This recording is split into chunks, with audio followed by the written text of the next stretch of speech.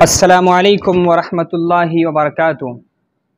ناظرین، استقبال ہے آپ کا ہمارے YouTube channel voice of humanity میں۔ میں ہوں آپ کا میزبان شیخ شعیب ندوی۔ ناظرین، ہمارے لیے بڑی خوش قسمتی کی بات ہے کہ الحمدللہ آج ہمارے درمیان ملک کی مشہور و معروف دینی درسگاہ دارالعلوم ندوۃ العلماء لکھنؤ کے شیخ الحدیث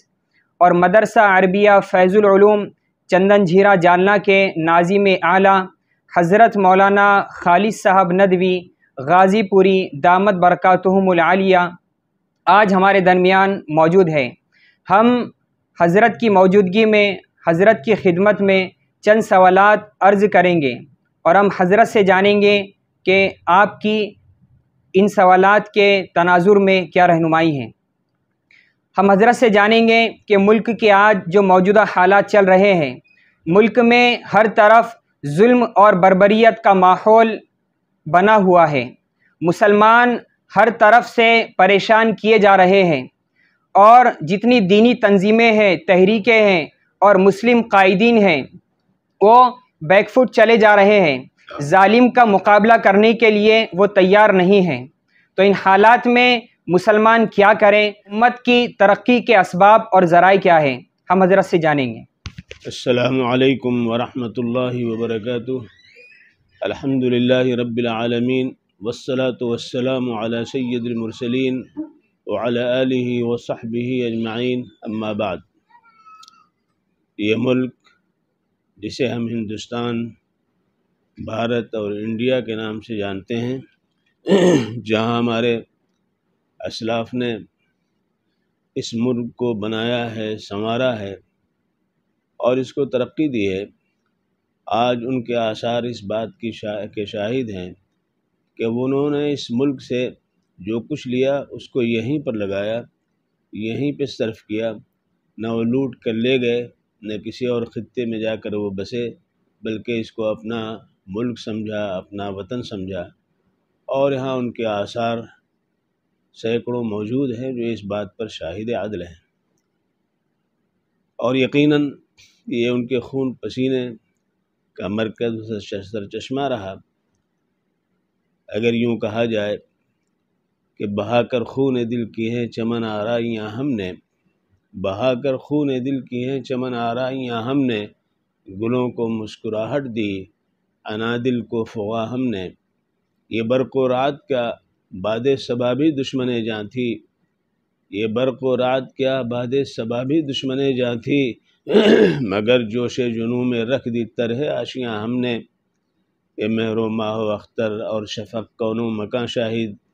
سکھایا نوع انسانی کو طرز قدسیاں ہم نے، ستم ہے جو ہمیں کہتے ہیں ظالم اور پردیسی، ستم ہے جو ہمیں کہتے ہیں ظالم اور پردیسی، حقیقت ہے کہ بھارت کو کیا رشک جناں ہم نے۔ تو بھارت کو ہم نے بنایا ہے، سنوارا ہے، سجایا ہے، لیکن آج صورتحال ایسی بنتی جا رہی ہے کہ کردار کا منفی رخ پیش کیا جا رہا ہے، گویا یوں پیش کیا جا رہا ہے کہ مسلمان باہر سے آئے، لٹیرے بن کر کے آئے، اس ملک کو نقصان پہنچایا، یہاں کی تہذیب و ثقافت پر انہوں نے ڈاکے ڈالے، یہاں کی عزت اور عصمتیں لوٹی۔ یہ نفرت کے جو آرگن ہیں ان کو عام کیا جا رہا ہے، اور یہ چھوٹے چھوٹے بچوں میں، چھوٹی چھوٹی بچیوں میں اس کو انجیکٹ کیا جا رہا ہے، ان کا ذہن مسموم کیا جا رہا ہے، اور اسی کے اثرات ہم دیکھ رہے ہیں کہ کہیں موب لنچنگ کے ذریعے اور کہیں حکومت کے کارندے جو محافظ بن کے آتے ہیں وہ ٹرینوں کے اندر مسلمانوں کی پہچان کے ساتھ ان کو قتل کر رہے ہیں، گولیاں چلا رہے ہیں، اور یہی نہیں بلکہ مسلم علاقوں کو بلڈوزر سے روندا جا رہا ہے، اور حکومت کے ایوانوں تک جو مسلمان قائدین پہنچے ہوئے تھے ان کو کسی نہ کسی ناحیے سے وہاں سے بے دخل کرنے کی کوشش کی جا رہی ہے، ان پر مختلف قسم کے دفعات لگائے جا رہے ہیں تاکہ وہ کسی طرح سے اہل قرار نہ پائیں، اور اگر وہ اس میں منتخب ہو کے آ گئے ہیں تو ان کا انتخاب رد کر دیا جائے۔ لہذا اس کی جیتی جاگتی تصویریں وہ ہیں جو ہم سب کے سامنے ہیں۔ آج صورتحال یہ ہے کہ ہمارے ملک کے اقتدار اعلیٰ پہ جو جماعت فائز ہے، اس کے پیش نظر 3 چیزیں ہیں جس کے ذریعے یہاں پر جو لوگ مؤثر ہیں اور یہاں کی عوامی زندگی کے اندر ان کا کچھ حصہ ہے یا کچھ اثر رکھتے ہیں،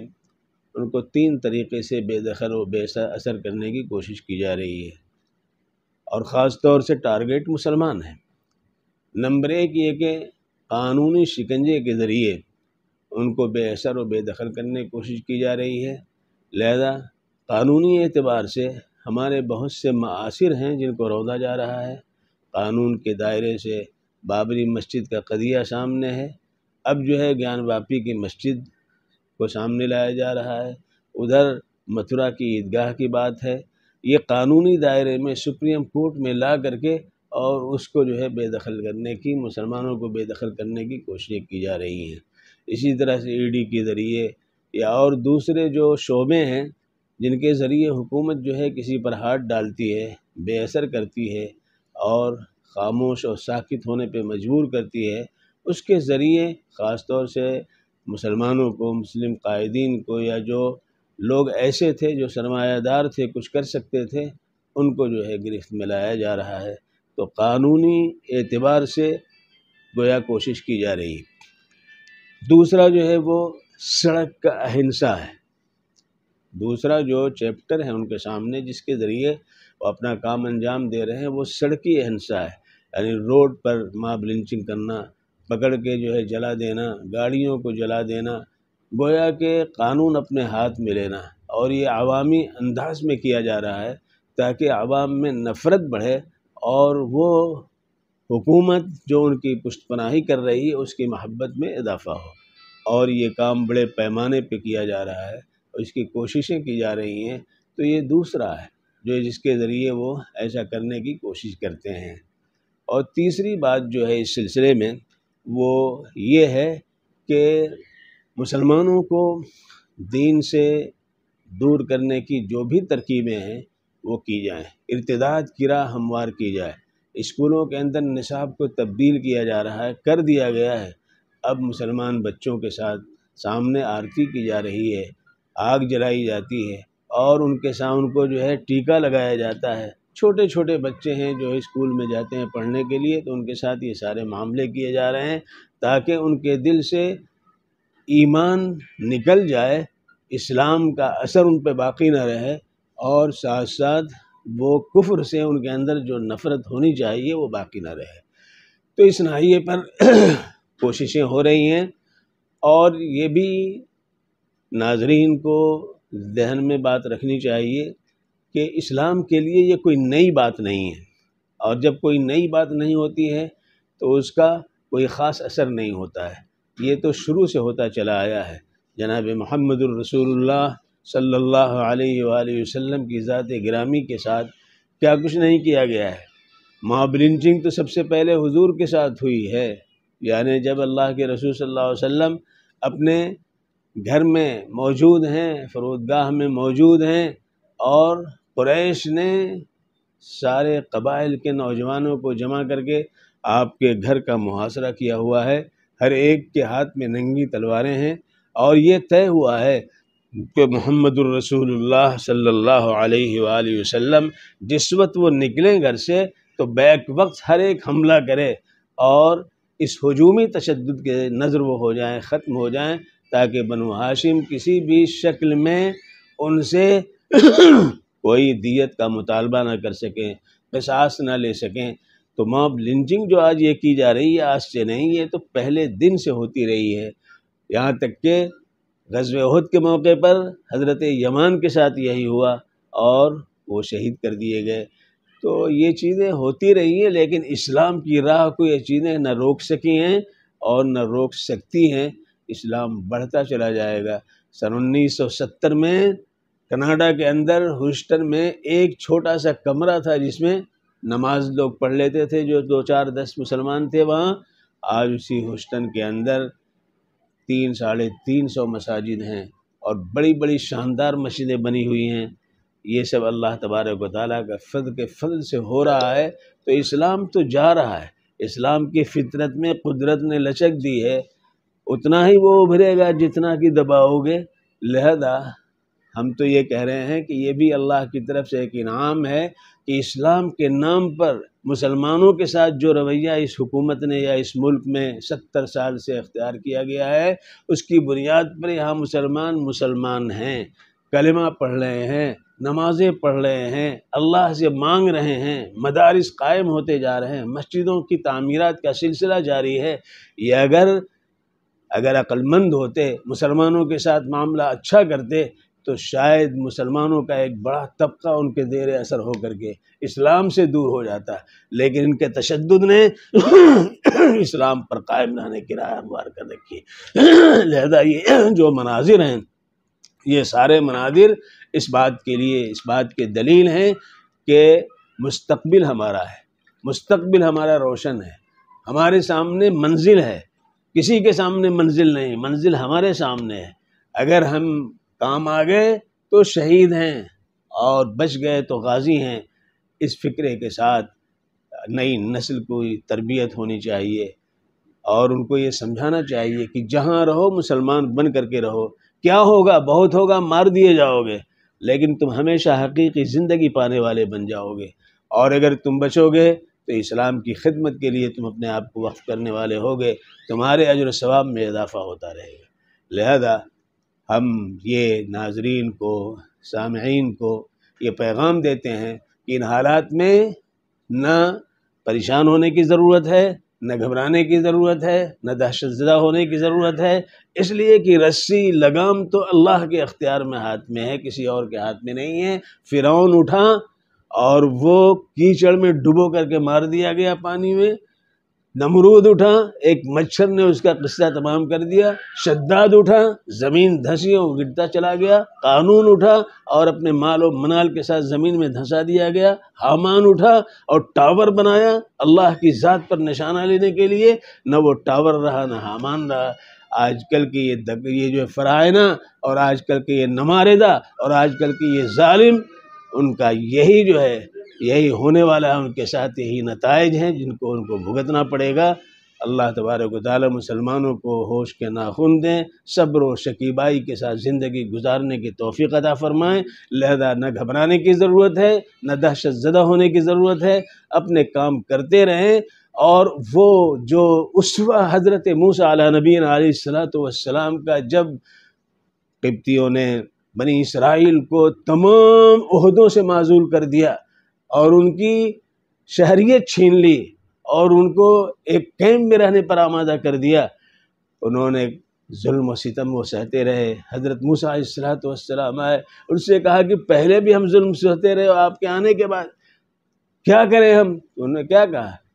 قال موسیٰ لقومہ استعینوا باللہ واصبروا ان الارض للہ یورثها من یشاء من عبادہ والعاقبۃ للمتقین۔ وہ وقت بھی قابل ذکر ہے جب حضرت موسیٰ نے کہا اپنی قوم سے اللہ سے مدد چاہو، اللہ سے مدد چاہو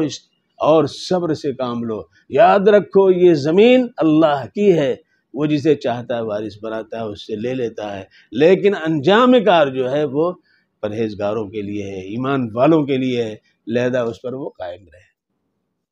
لہذا اس تناظر میں ہمیں پورے ڈھارس کے ساتھ، اعتماد کے ساتھ، اطمینان کے ساتھ، قوت برداشت کے ساتھ ہمیں اس پر قائم رہنا چاہیے اور اللہ سے دعا کرتے رہنا چاہیے۔ ترقی اور تنزلی دونوں کا محور و سرچشمہ اللہ کی ذات ہے۔ ترقی وہیں سے ملتی ہے، عروج وہیں سے حاصل ہوتا ہے، اور زوال کے فیصلے بھی اسی ذات گرامی کے ذریعے ہوتے ہیں۔ نہ اس میں ہماری تدبیریں کام آتی ہیں، نہ ہماری سازشیں کام آتی ہیں، بلکہ اللہ کے فیصلے اس میں حاوی ہوتے ہیں۔ واللہ غالب علی امرہ ولکن اکثر الناس لا یؤمنون۔ اللہ اپنے حکم پر، فیصلے پر غالب ہے، وہ مغلوب نہیں ہے۔ اکثر لوگ سمجھتے نہیں ہیں، اس پر یقین نہیں کرتے ہیں۔ اللہ تبارک و تعالیٰ نے صاف صاف کہا ہے۔ لہذا عروج و ترقی کے لیے جو اسباب ہیں ان اسباب کو ہمیں اختیار کرنا چاہیے۔ جب تک ہم اسباب اختیار نہیں کریں گے تو ہم اس وقت تک اپنے گول تک پہنچ نہیں سکتے ہیں، اپنے نشانے کو نہیں پا سکتے ہیں، اس لیے کہ دنیا دار الاسباب ہے۔ ایمان اپنی جگہ بہت طاقتور چیز ہے، بہت قیمتی شے ہے، لیکن آپ دیکھیے کہ اگر دو کھیت ہیں، ایک کافر کا ہے ایک مسلمان کا ہے، تو مسلمان کا کھیت صرف اس میں ایمان کی بنیاد پر فصل نہیں آ سکتی ہے، اس کے لیے جوتنا پڑے گا، پانی دینا پڑے گا، کھاد دینا پڑے گا، بیج ڈالنا پڑے گا، تحفظ کرنا پڑے گا، حفاظت کرنی ہوگی، تب جا کر کے غلہ اس کو ملے گا۔ جو اسباب ہیں اس کو اختیار کرنا، لہذا ہمیں اپنے بچوں کے لیے تعلیم کا سلسلہ مضبوط انداز میں قائم کرنے کی ضرورت ہے۔ آج اس بات کی ضرورت ہے کہ اللہ رب العزت نے جن کو سرمایہ دیا ہے، پیسہ دیا ہے، وہ ادارے قائم کریں، وہ اسکول قائم کریں، اسلامی نہج پہ قائم کریں۔